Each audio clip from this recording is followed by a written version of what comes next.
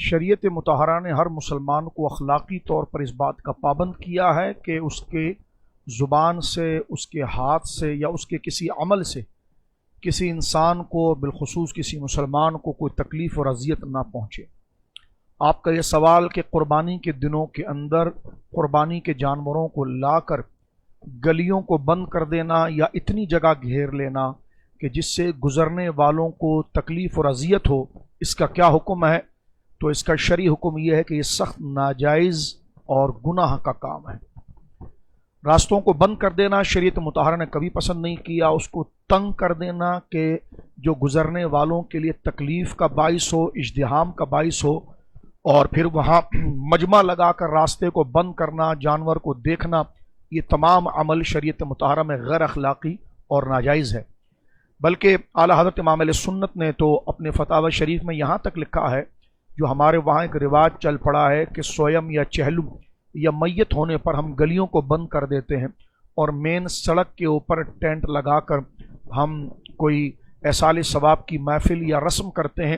یہ بھی شریعت مطہرہ کے اندر محبوب عمل نہیں، اور یہ بھی گویا کہ شریعت مطہرہ نے اس کو پسند نہیں کیا، الا یہ کہ کوئی متبادل راستہ اس کے ساتھ ہو، یعنی ایک سڑک ایسی ہو کہ جس سے ٹریفک گزر سکتا ہو اور لوگوں کو تکلیف نہ ہو۔ یہ ایک الگ مسئلہ ہے کہ جب لوگوں کے گھروں کے اندر اس قدر تنگی ہے یا معاملات ہیں۔ پہلی بات یہ کہ ایصال ثواب وغیرہ کی محافل کا اہتمام تو مساجد کے اندر کرنا چاہیے یا کسی گراؤنڈ میں کرنا چاہیے، اور حتی الامکان کوشش کرنی چاہیے کہ راستے کو بند نہ کیا جائے، اور ایسا کہ راستہ ہی دوسرا نہ ہو اور ایک ہی گلی کو بند کر دیا اور دوسری گلی سے گزرنے میں ازدحام بنے، لوگوں کو تکلیف ہو، تو یہ شرعاً جائز نہیں۔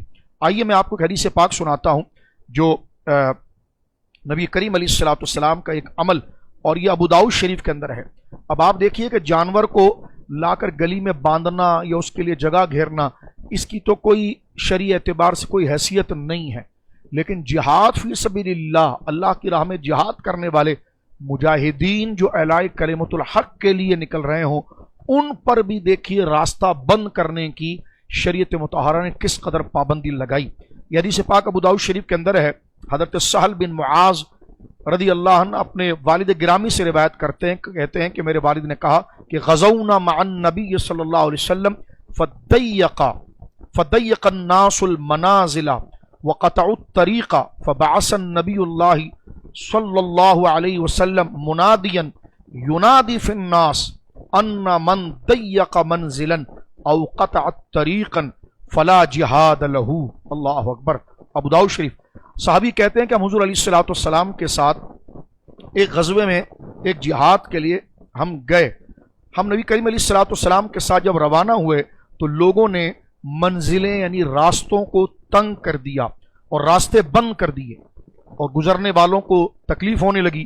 نبی کریم علیہ الصلوۃ والسلام نے ایک منادی کو اپنی طرف سے ایلچی بنا کر بھیجا، اور اس نے اعلان کیا وہاں جا کر کہ حضور علیہ الصلوۃ والسلام یہ فرماتے ہیں کہ من ضیق منزلا، جس نے راستے کو تنگ کیا یا راستے کو روکا، فلا جہاد لہ، اس کا کوئی جہاد نہیں۔ اللہ اکبر۔ یعنی اس کا جہاد کا اس کو کوئی ثواب حاصل نہیں ہوگا۔ تو جب جہاد فی سبیل اللہ والے مجاہدین راستے کو بند کر دیں تو ان کے لیے نبی پاک صلی اللہ علیہ وسلم کا یہ حکم ہے۔ تو ہم گویا کہ اب جانور ایک جگہ کھڑا ہوتا ہے، وہ گویا کہ گلیوں کے ساتھ فٹ پاتھ پر بھی کھڑا ہو سکتا ہے، لیکن اپنے ٹینٹ کو لا کر آدھی گلی کو کور کرنا، مٹی آگے تک پھیلا دینا، اور پھر اس کے بعد گویا کہ راستے کو روکنا، یہ شریعت مطہرہ کے اندر ناجائز ہے۔ یہاں تک علماء نے لکھا کہ جمعے کی نماز بھی سڑک بند کر کے اگر آپ پڑھ رہے ہیں تو اس کو بھی منع کیا گیا ہے، الا یہ کہ گورنمنٹ سے وہ اجازت لے لی جائے اور اس کا کوئی دوسرا متبادل راستہ موجود ہو۔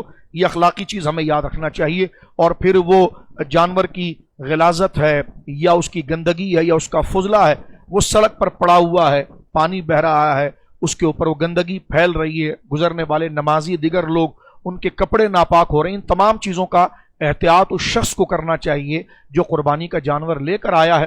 اگر وہ گلی کے اندر باندھتا بھی ہے تو وہ صفائی کا بھی خیال کرے اور اس بات کا مکمل اہتمام کرے کہ جانور کو دیکھنے والے لوگ اتنے زیادہ آ کر جمع ہو جائیں اور راستہ گزرنے والوں کا بند ہو جائے، تو اس کی ذمہ داری بھی اس پر ہے کہ وہ راستے کی निगरानी करे। अब मैं एक हदीस पाक आखिर में आपकी खिदमत में पेश करता हूँ कि नबी पाक सल्लल्लाहु अलैहि वसल्लम का अमल, ये सही बुखारी शरीफ के अंदर ये रिवायत मौजूद है और हदीस नंबर है 2465। हज़रत अबू सईद खुदरी कहते हैं कि अन नबी सल्लल्लाहु अलैहि वसल्लम क़ाला इय्याकुम वल जुलूस अला तुरुक़ाति फ़क़ालू मा लना बुद्दुन इन्नमा हिया मजालिसुना नतहद्दसु फ़ीहा क़ाला फ़इज़ा अबैतुम इला मजालिसा फ़आतु तरीक़ हक़्क़हा।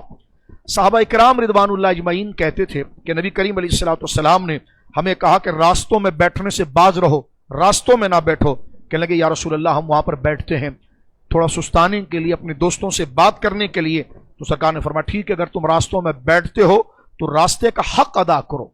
अब रास्ते का हक क्या है? नबी करीम फरमाते कालू वमल हक़्क़ु तरीक़। साहबा ने कहा या रसूलल्लाह रास्ते का क्या हम पर हक है? सरकार ने फरमाया गद्दुल बसर, जब औरतें और खवातीन वहां से गुजरें तो तुम्हारी निगाहें नीचे होनी चाहिए। वह कफ़ुल अज़ा, और हर वो चीज जो रास्ते के अंदर तकलीफ दे हो उसको तुम रास्ते से हटाओ ताकि गुजरने वाले को तकलीफ ना हो।